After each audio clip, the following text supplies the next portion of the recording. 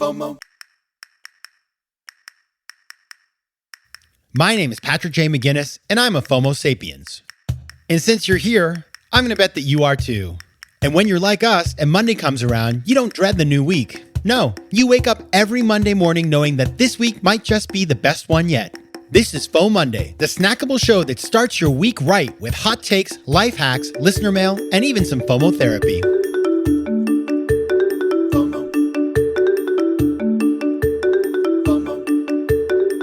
Hey everybody, welcome to another episode of FOMOndays, the snackable companion show to FOMO Sapiens, which of course will be back on Thursday with a full episode. But until then, happy FOMOnday, best day of the week. I'm your host, Patrick J. McGinnis, venture capitalist by day, author and podcaster by night, and of course, FOMO Sapiens 24/7. Now, on Thursday, we have a great episode with Zamir Kassam, who is this fantastically talented storyteller, and he tells the stories through jewelry. He dropped out of the corporate world to start a company that is kind of unconventional for an MBA. And so his story and what he did is pretty fascinating. You're going to love it. Great interview. Now, in that interview, we talk about the fact that when the pandemic hit and all the weddings were canceled, and he focuses a lot on engagement rings, he thought he might have to shut down his company, lay everybody off. And so I just got some listener mail in that perfectly dovetails with that. Here is the note I got. Dear Patrick, things at my company aren't going very well, and I am worried that while I've been good at what I do and effective in my role as a top executive, I'm expensive. And I fear that my boss is going to have to make cuts, and I will be one of them. So I guess I have FOLG, fear of losing my job. Ooh, what should I do? Okay, so it's a really topical question because right now the economy's weird, right? Nobody really knows where things are going to go. I think every day I read an article that says we're either going to have a terrible recession or we've avoided the recession.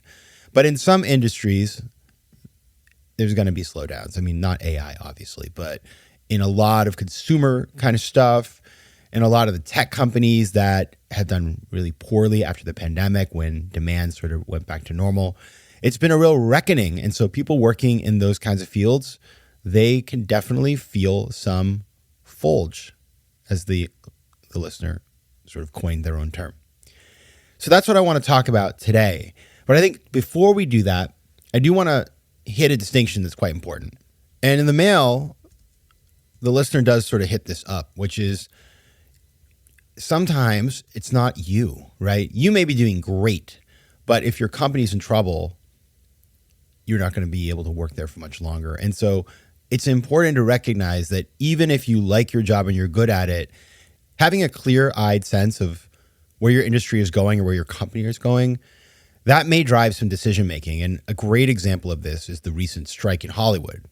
So I was talking to a friend out there who works in the industry.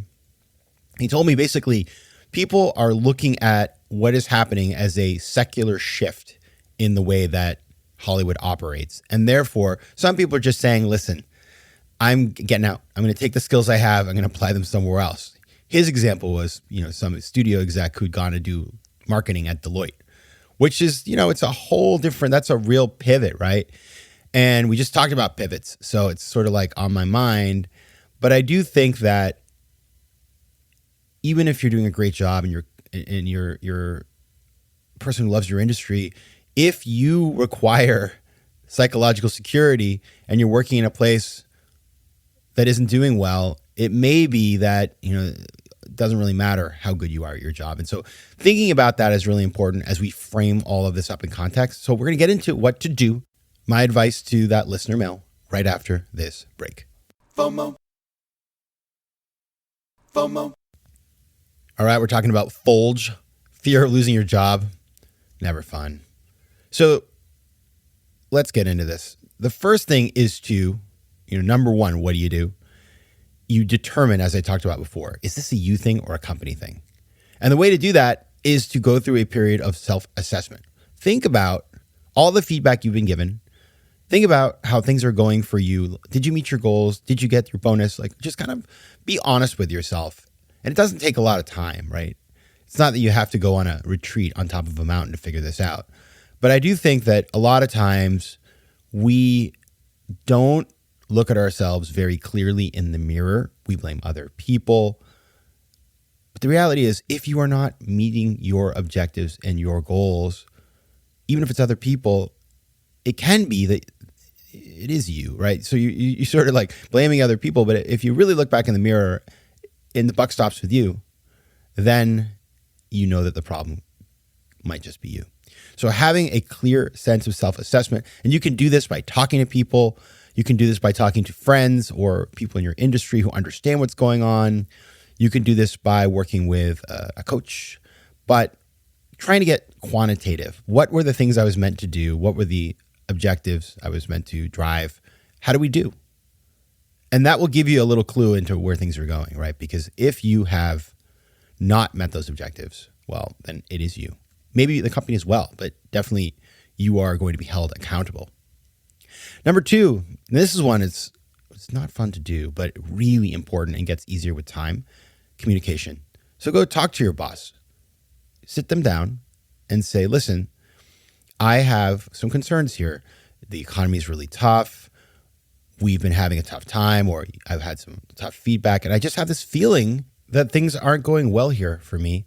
And so if there's something I need to change, I'd like to have that conversation. And if there's something that's going on with the company independent of my performance, I'd like to know that as well so I can prepare. So it's really asking somebody to give you the knowledge you need to make better decisions, which is what this whole show is about.